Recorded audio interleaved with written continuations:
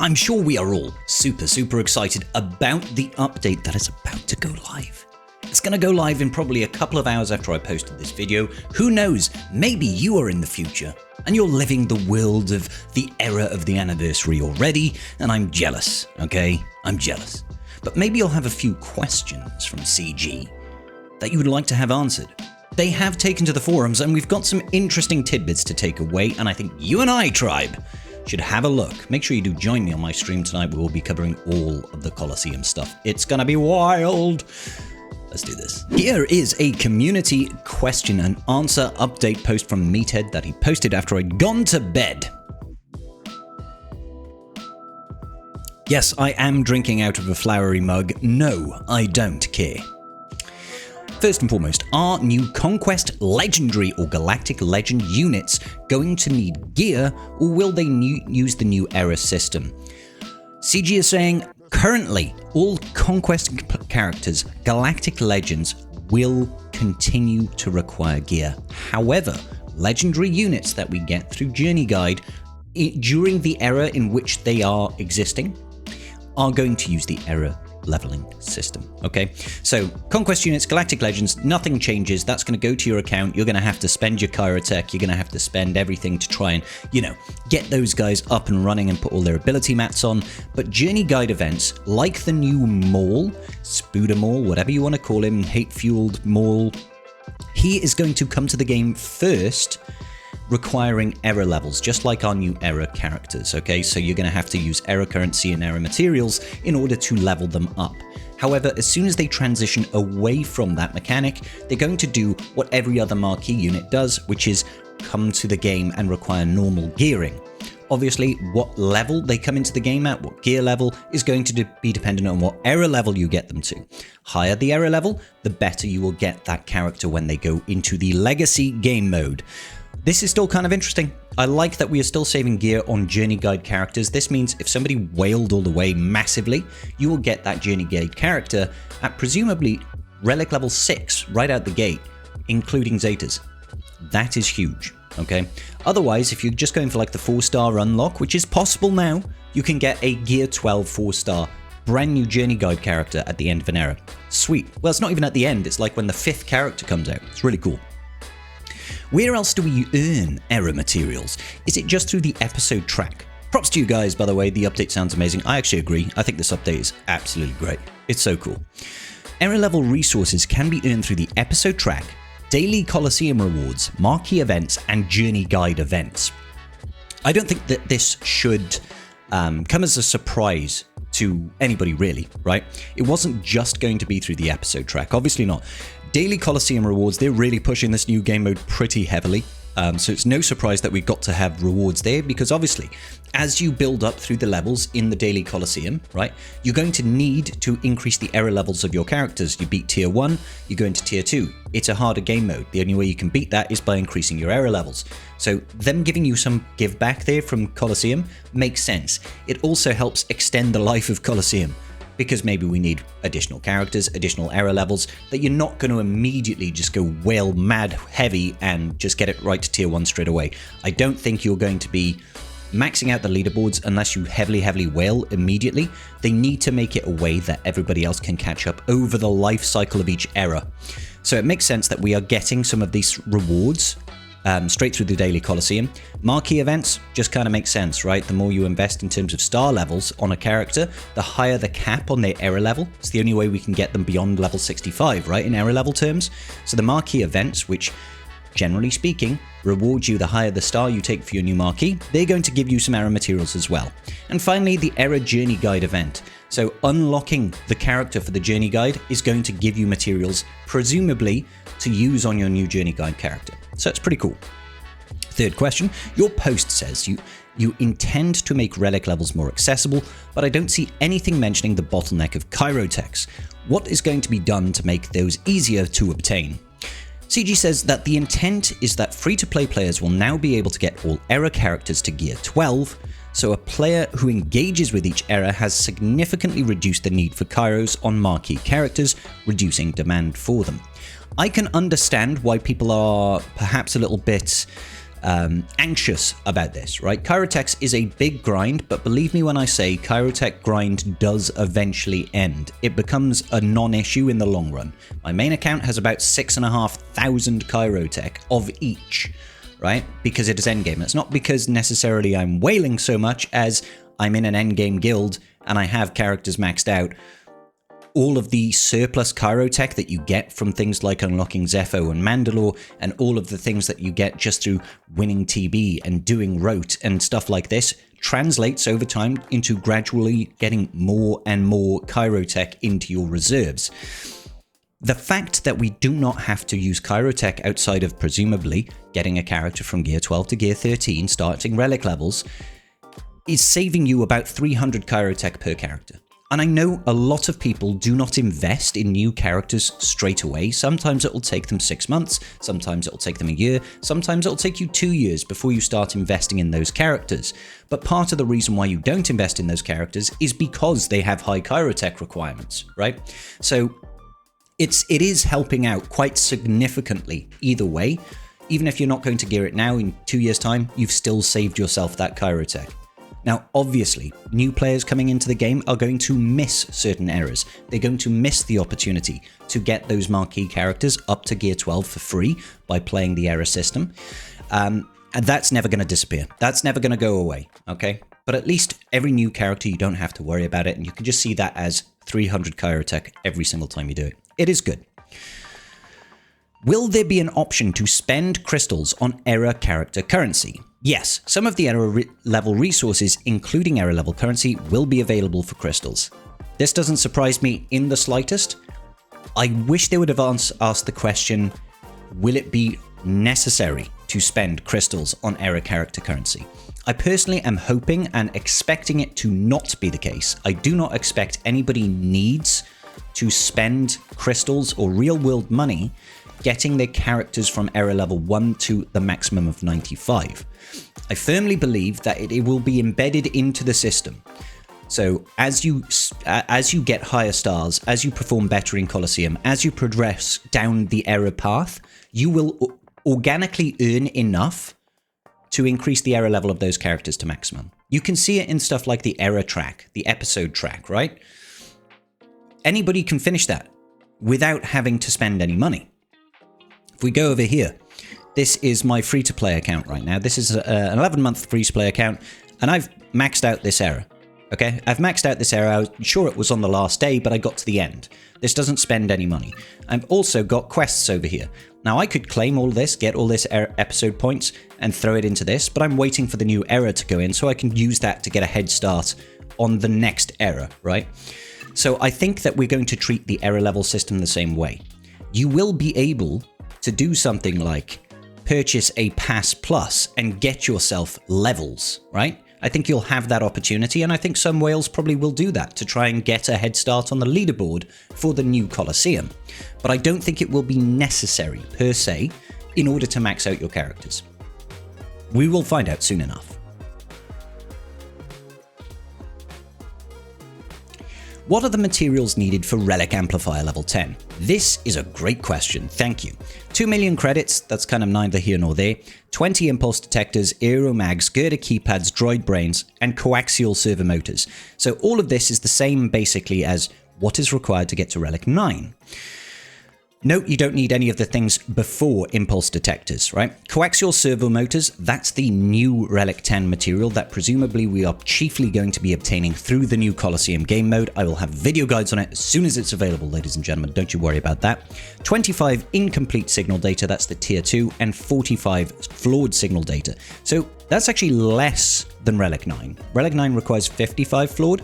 So these numbers, although they are still included and are still quite heavy, they have dropped a little bit on the flawed at least. And we need 15 corrupted signal data.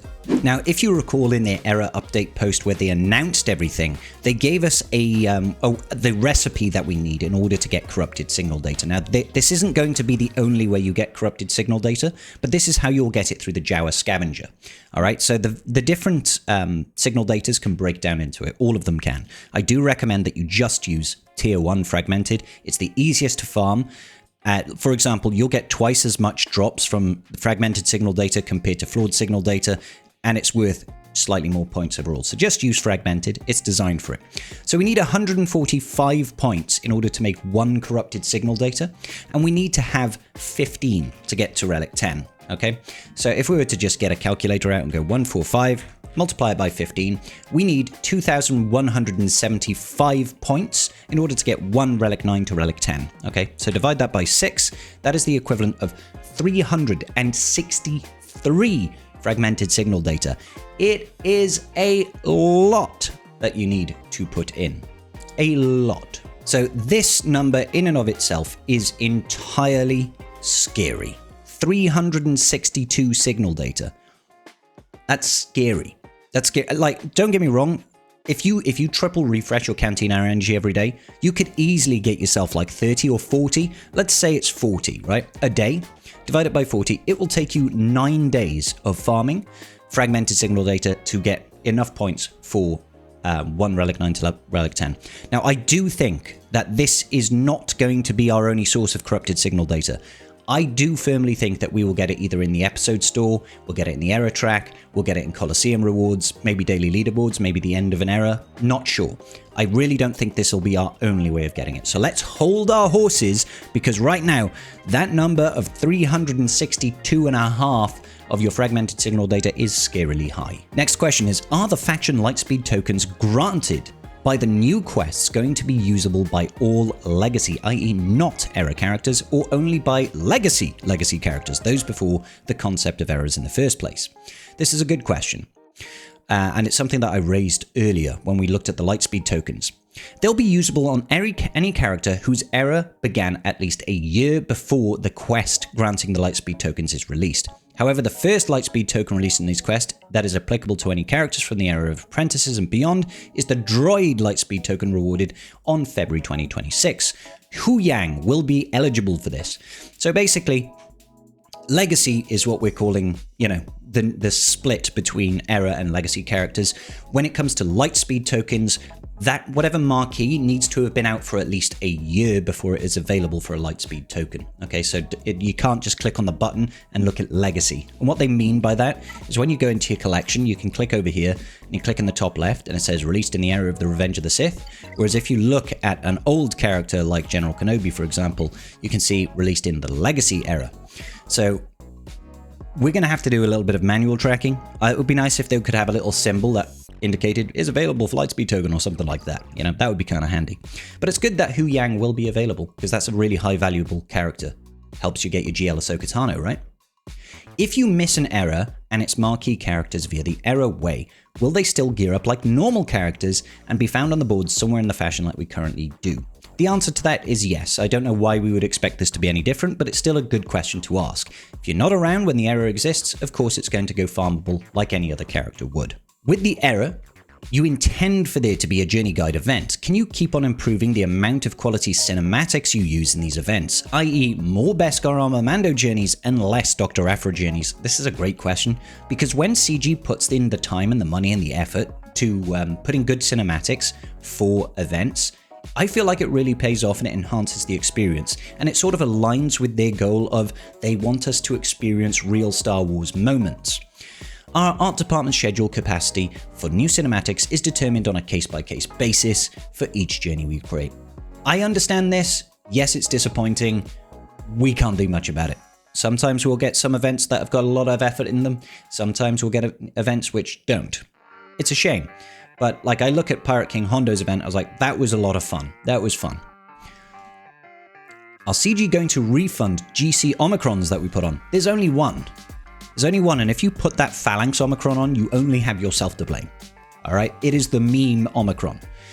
Whilst Gungan Phalanx Omicron will still be marked as a GC Omicron on its release, we currently plan to transition that Omicron to a different game mode in the future, and we'll decide on whether we refund the Omicron's materials or not. Okay, that's good. I'm glad that they're repurposing that. I can't imagine it goes to GAC. They probably don't want to bump up Gungans too heavily. Maybe it'll go to Territory Wars. It probably won't go Territory Battles because they've already got one. And I know there's another one for Territory Wars under Boss Nass, but they could probably use a bit of a lift there as well. How will Conquest and Galactic Legend toon progression be handled in the future? Will they already unlock at, say, Relic level 7? I think we've already answered this question. Conquest and Galactic Legend progression remains unchanged. Yeah. So the Legendary and Epic confrontation going forward will all be a 4-star unlock. They're going to be a 4-star unlock during the era. After the era, that might change. Will the current marquee character events be staying or leaving? While we are adding some era level resources to the marquee events, their structure is not changing. This is a really good question. A lot of people have been asking me, well, how do we get extra stars on our marquee characters now that they're in the era system? I always assumed that the marquee event system is not going to be changed. So the way that we get stars on characters, the way we unlock characters first and foremost, is still going to be in the game. And I'm glad to see that they are keeping that mechanic. How does the new marquee format work with mods? Can we apply mods before is a unit converted into Legacy, or only after? Mods cannot be equipped by era units. We talked about this before. It's not even available on the screen. You'll be able to equip mods to the new marquee units after they transition to Legacy. This still has me concerned and worried. Long term, I feel like this is going to hamper some things in a lot of ways, so I'm a little bit worried about that. But I can also understand why you can't use mods. It's simply because we are placed into shards of characters from anywhere in the game, and they want to put us on an equal footing, as it were. And if a guy that's got, 150 25 plus speed secondary mods gets marked up with Joe Bloggs, who started the game 3 weeks ago, and he has no mods, I'm going to have a massive advantage over him, and that wouldn't be particularly fair to him. Obviously, the only differential now is going to be whaling, which we all know and love. What happens to era battles as we know them in this update? And this is a very good question. I want to know this answer. Will they be removed, stay the same, or change into something else? We plan to continue era battles, with the first run of each new era battle starting after the associated era ends. I'm not surprised by this approach. I asked CG this very question a couple of weeks back, or last week, and they wouldn't answer me. Grumble, grumble. But this isn't surprising, because if they would have kept era battles to run during the era in which they are released, they would have to adjust the entry requirements for each tier. So era levels, we can get to a maximum at max whalage of Relic 6, right? Whereas era battles in general have a max tier difficulty of Relic 9, which is obviously impossible if you're in the era system. So I'm not surprised they're waiting until the end. What that does mean, however, is we're not going to see any new era battles for another 3 months.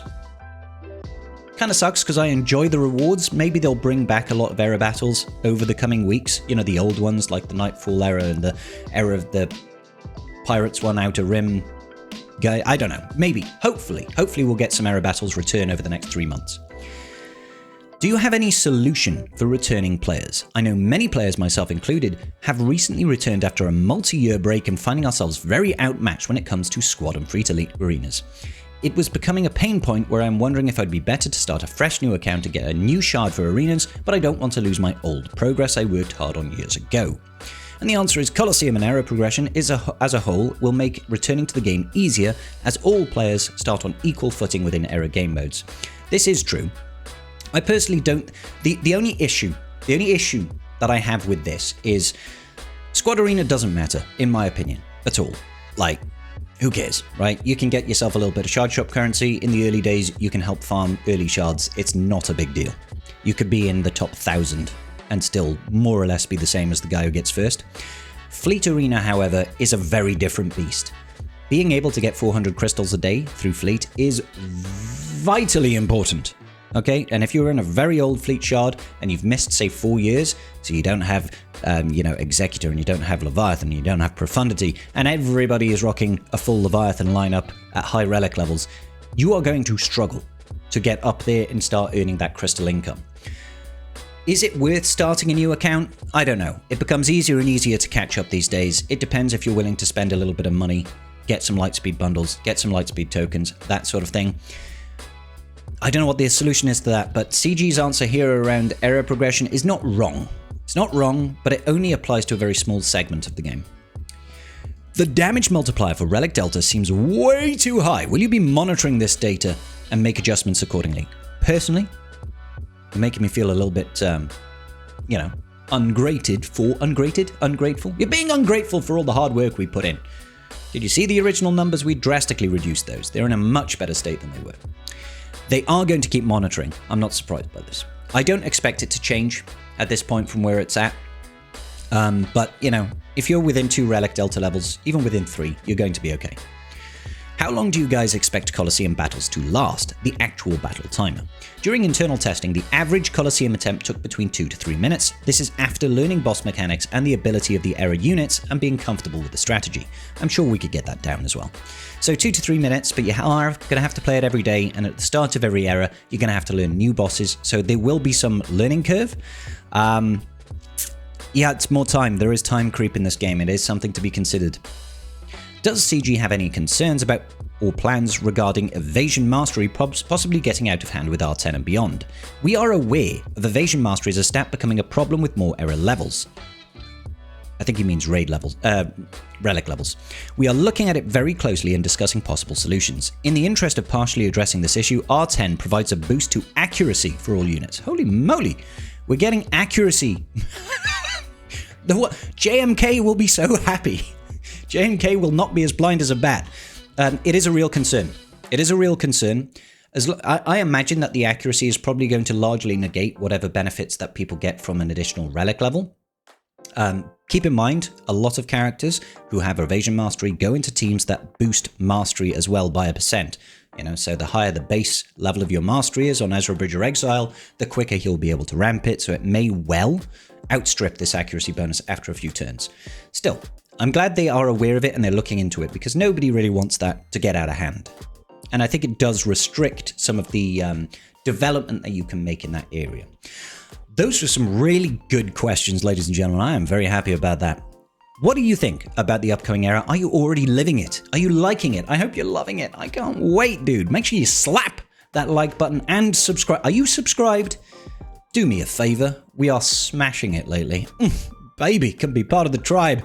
I'll see you all in the very next video. Peace out. May the force be with you. Love you.